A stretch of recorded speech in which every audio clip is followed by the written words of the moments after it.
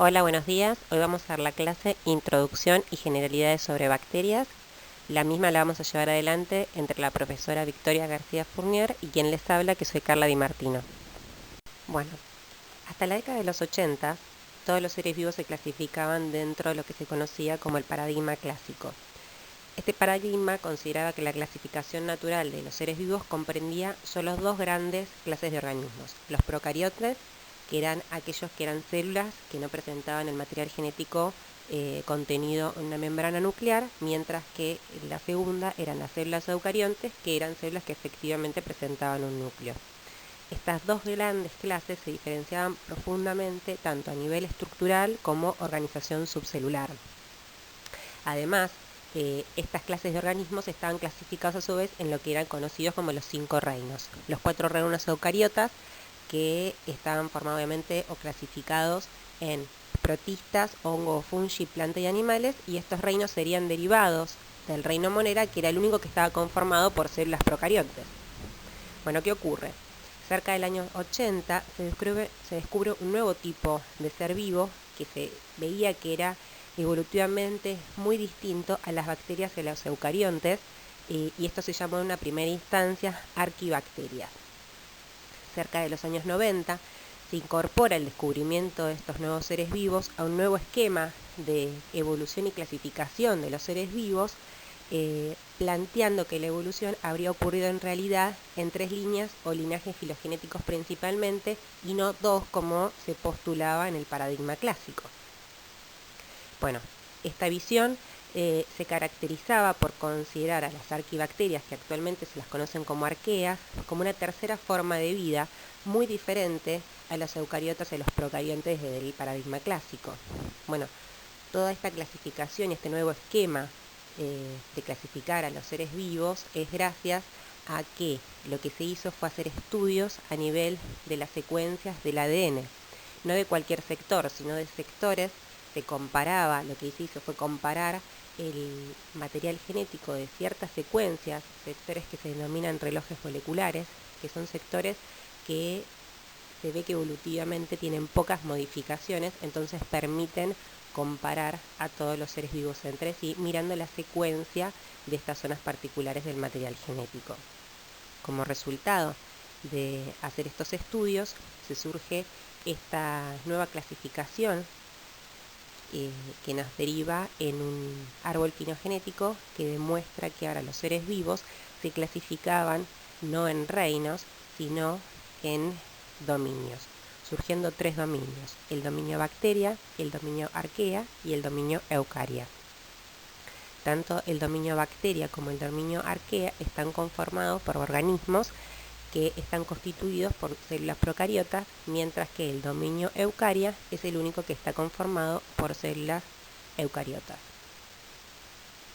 Bueno, lo primero a destacar es que las figuras que mostramos a continuación son meramente esquemáticas.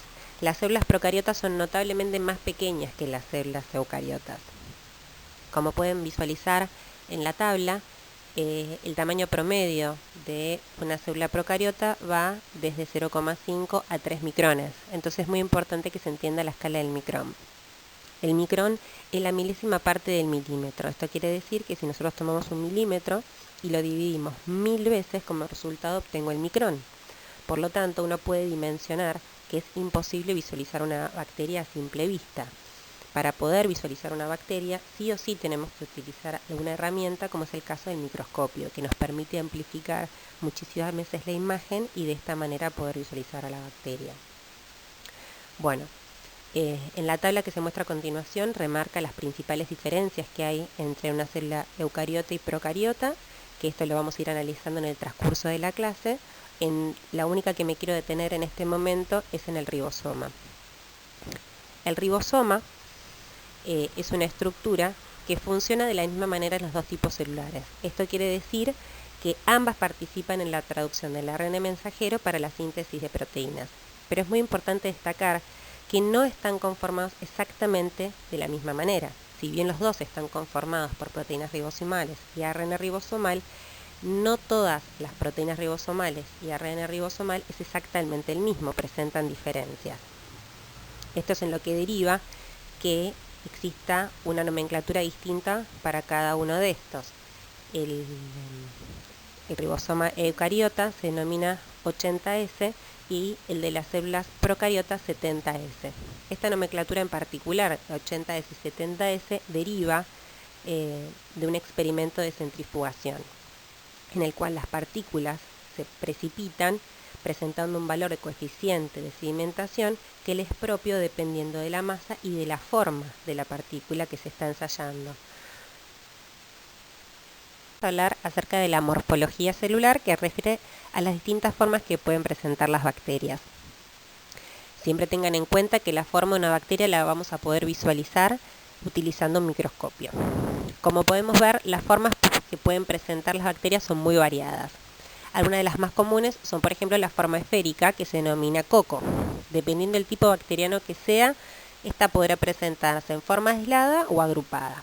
Por ejemplo, cuando dos bacterias en forma de coco se agrupan, esta agrupación se denomina diplococo. Cuando se agrupan en forma de racimo de uva, tenemos un estafilococo. Cuando están ubicadas como un collar de perlas, estamos hablando de un streptococo. Otra de las formas más conocidas también es la del bacilo. El bacilo, cuando hablamos de la forma bacilar, la bacteria presenta una forma más alargada. Obviamente, dependiendo del tipo bacteriano, podemos encontrarlas de forma aislada o agrupada. Hay algunas formas un poco más complejas, como es en el caso de la espiroqueta, que es una forma de sacacorcho o espiralada. Un ejemplo de esto es la bacteria Treponema pallidum, que es el agente causal de la sífilis.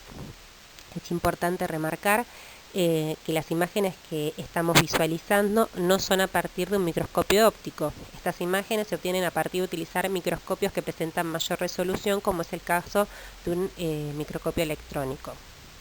Otra mención importante es que entiendan que las bacterias no presentan color. Las imágenes en este caso son editadas para que puedan visualizarse de esta manera. Estas sí son imágenes obtenidas a partir de un microscopio óptico. Como les mencioné anteriormente, las bacterias no presentan color, por lo tanto, para poder visualizarlas hay que colorearlas o teñirlas. En este caso podemos ver que la forma es de coco en ambos casos, viendo bacterias rosadas y violetas en los distintos cuadrantes. La diferencia en el color radica en diferencias estructurales de ambos tipos celulares que más adelante vamos a explicar. En este caso, en la imagen vemos formas más alargadas correspondientes a bacilos.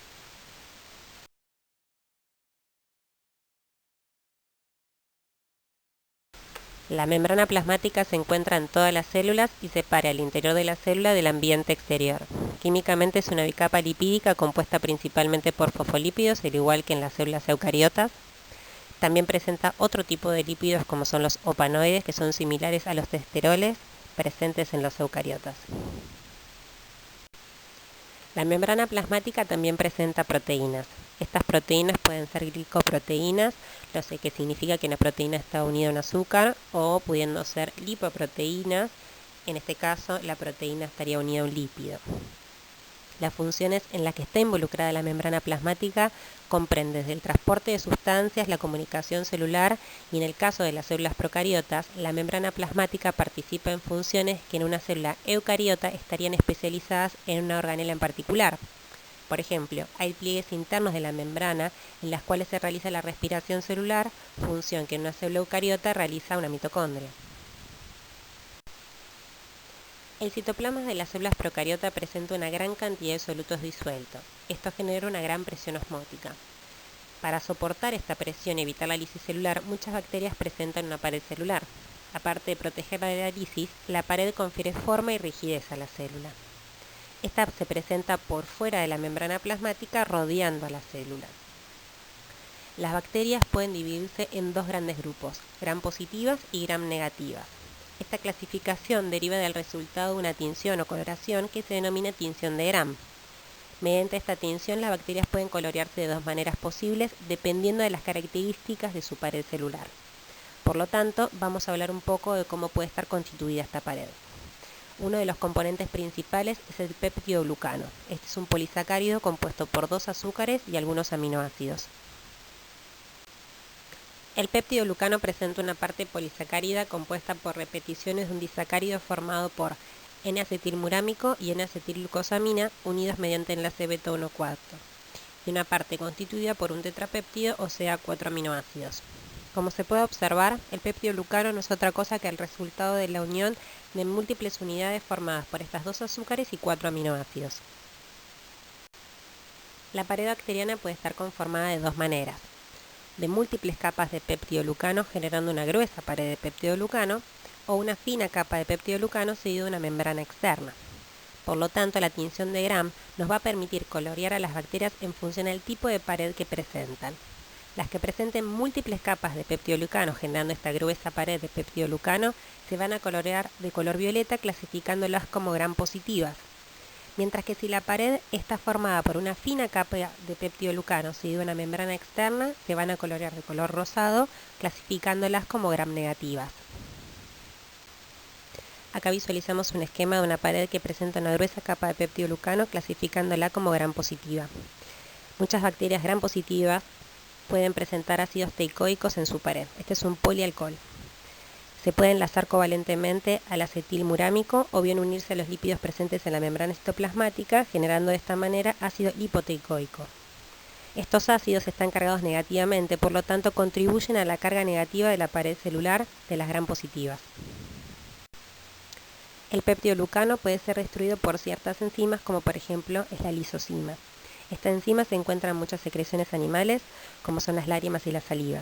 La lisozima favorece la ruptura del peptidoglucano, catalizando la hidrólisis de las uniones beta-1,4 entre los residuos N-acetilmurámico y N-acetilglucosamina presentes en el peptidoglucano.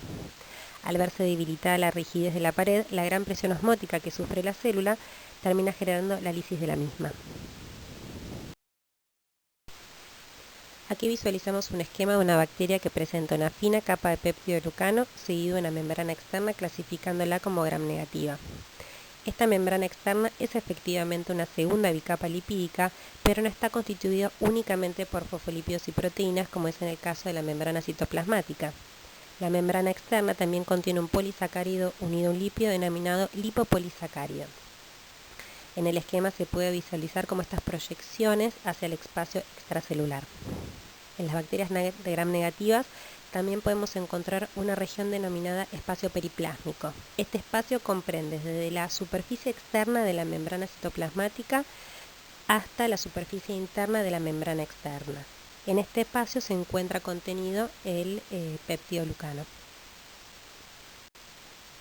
El lipopolisacárido es un componente importante de la membrana externa de las bacterias Gram negativas. Está compuesta por una parte polisacárida y una parte lipídica. La porción polisacárida consta de 2 componentes: el polisacárido central o core, o el polisacárido específico, o también se puede denominar antígeno O. Este antígeno O permite clasificar a las especies que lo poseen en serogrupos. Está formado por polímeros de oligosacáridos de longitud variable. La porción lipídica del LPS también puede denominarse lípido A. Este lipopolisacárido favorece la adherencia bacteriana a las superficies y también es de relevancia biológica dado que es tóxica para los animales. Es una endotoxina que genera una fuerte respuesta inmunológica. Bueno, a continuación vamos a hablar de ciertas estructuras que pueden presentarse o no en las bacterias. Esto quiere decir que no todas las bacterias lo van a tener, sino algunas de ellas. Bueno, la primera que vamos a hablar es de la cápsula, o también conocida como glucocáliz, que es una secreción viscosa generada por la bacteria. Su composición química es básicamente una mezcla de polisacáridos, pudiendo presentar algunas proteínas, y tiene mucha importancia para las bacterias que la contienen debido a que confiere ciertas ventajas. Por ejemplo, la cápsula favorece la adhesión a superficies, favorece la formación de biofilms, y le confiere ventajas a que bacterias que presenten una cápsula serán difícilmente reconocidas por el sistema inmune y serán difícilmente eliminadas. También pueden contener fimbrias. Las fimbrias son proyecciones proteicas que permiten una buena adhesión a las superficies. Y por último acá vemos el pili.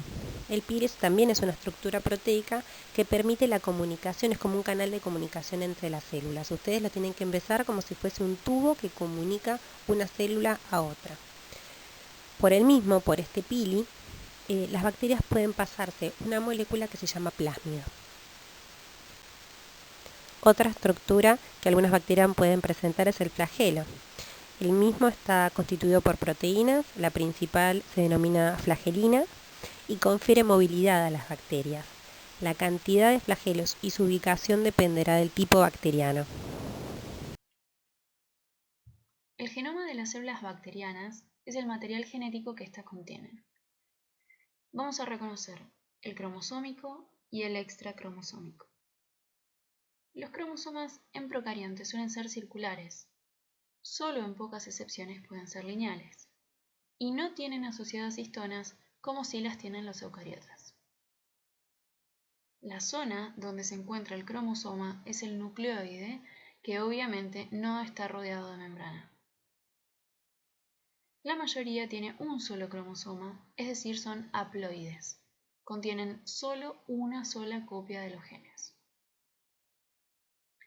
En general, contienen plásmidos, que es material genético extracromosómico, como se ve en el dibujo. En general, contienen genes asociados a resistencia de antibióticos o genes relacionados con factores de virulencia. Los plásmidos mencionados son considerados como elementos genéticos móviles, ya que por el proceso de conjugación pueden ser transferidos a otra célula horizontalmente.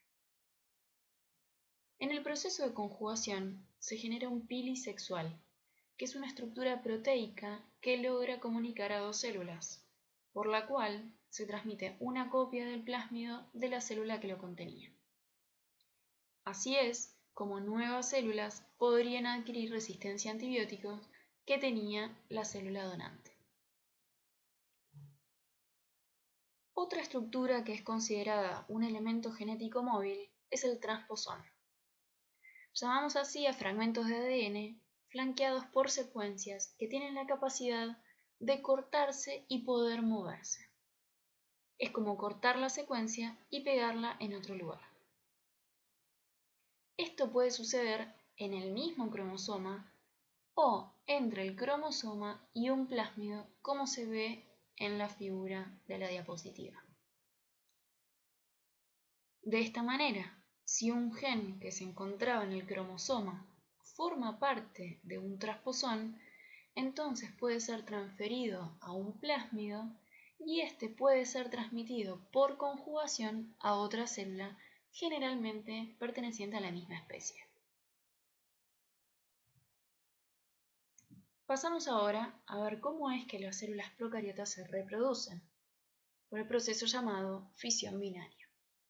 Esto es la duplicación de su material genético y estructuras necesarias, la formación de un tabique o septo y la división en dos células nuevas que son idénticas a la progenitora. Es decir, se generan clones de la que se dividió originalmente. El tiempo que requiere la bacteria completar este proceso de división se llama tiempo de generación y varía según la especie bacteriana. Escherichia coli, por ejemplo, tiene un tiempo de generación de 20 minutos, mientras que para Mycobacterium tuberculosis es de 15 a 24 horas aproximadamente. Vemos en el centro de la diapositiva el dibujo explicativo de este proceso y debajo una figura que son fotos de una microscopía de fluorescencia de una célula que se está dividiendo por este tipo de procesos. La formación de esporas en bacterias es un mecanismo de resistencia en condiciones desfavorables, a diferencia de las esporas fúngicas, que son estructuras de reproducción. No todas las bacterias son capaces de formarlas. El proceso por el cual se producen se denomina esporulación. Son estructuras resistentes al calor, agentes químicos y la radiación. Pueden incluso persistir a temperaturas de ebullición, por lo que para eliminarlas de materiales es necesario recurrir a métodos que superen esas temperaturas, como lo es el autoclave, que llega a 121 grados centígrados. Se dispersan fácilmente por viento o agua, en búsqueda de condiciones favorables para eclosionar y volver al ciclo vegetativo normal de la bacteria. Los factores de virulencia son estructuras como la cápsula, las adhesinas, las invasinas, las enzimas degradativas, las toxinas y otros mecanismos que le permiten a la bacteria evadir la respuesta inmune del hospedador, así como también generar daño y entonces permitir o favorecer la colonización.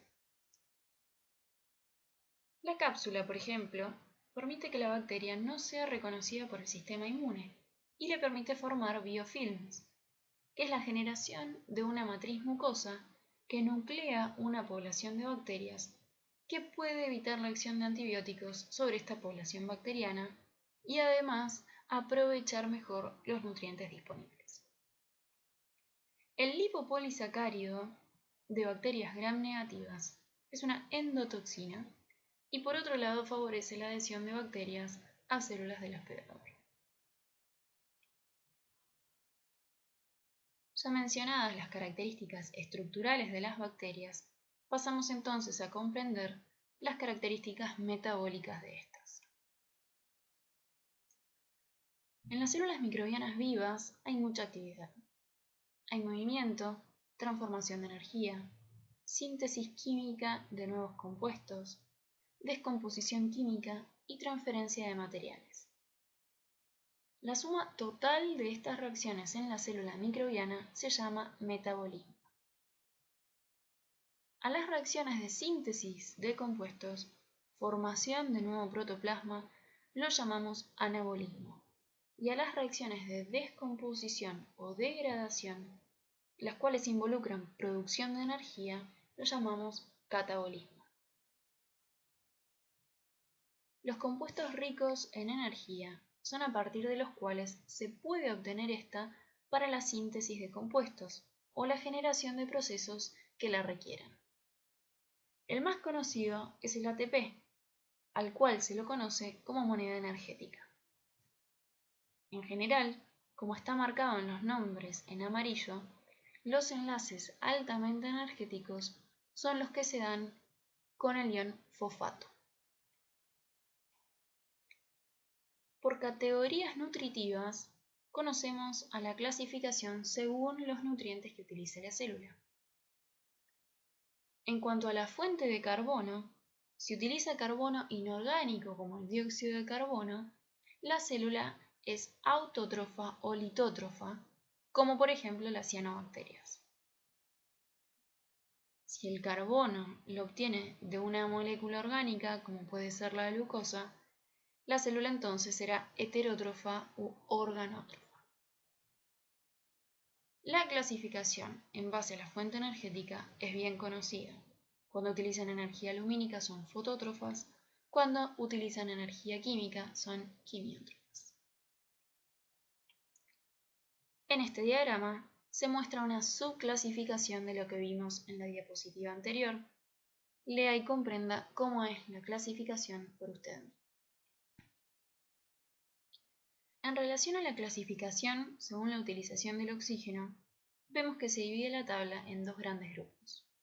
Aerobias, por un lado, las cuales lo utilizan, y anaerobias, las que no. Dentro de esos grupos vemos subcategorías. Dentro de las aerobias, las estrictas sí o sí lo necesitan, pues solo tienen la maquinaria enzimática para hacer respiración celular o aeróbica.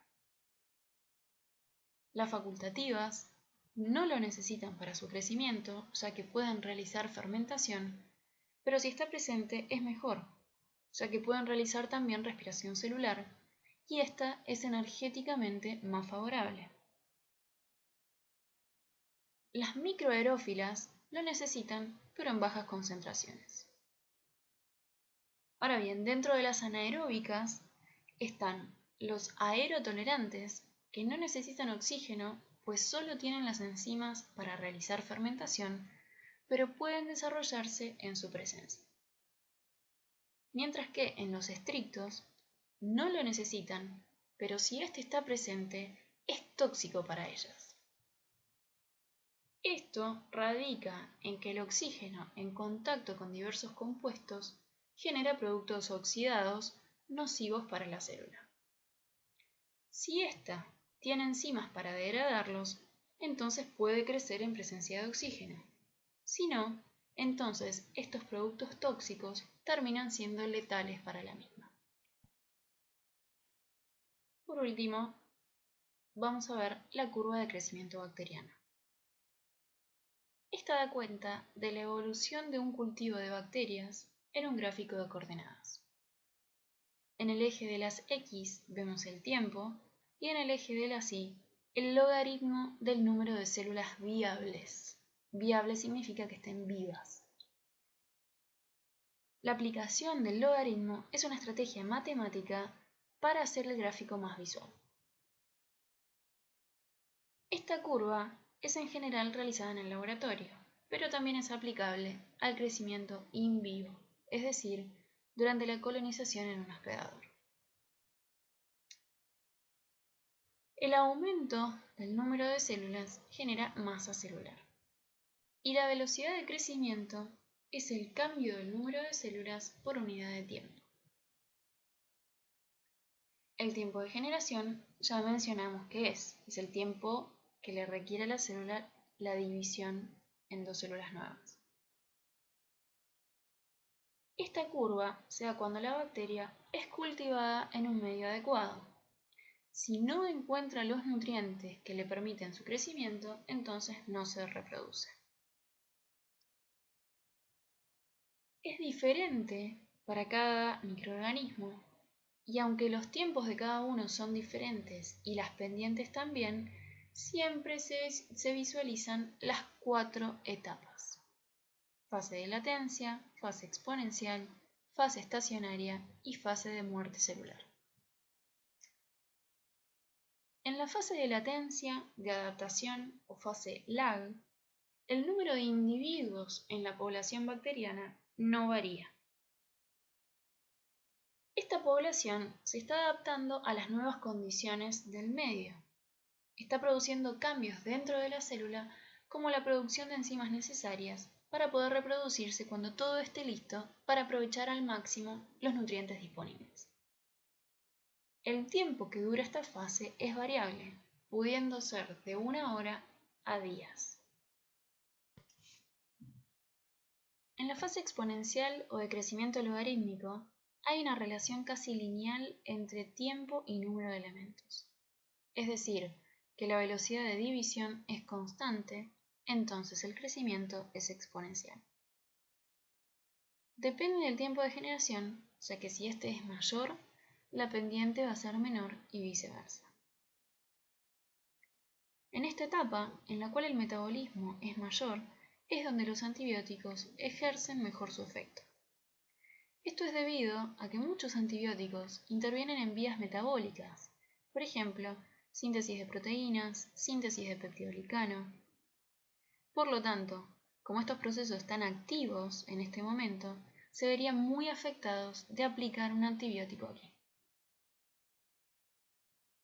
Las variaciones in vitro e in vivo se dan ya que las condiciones en el hospedador nunca son reproducibles exactamente en el laboratorio.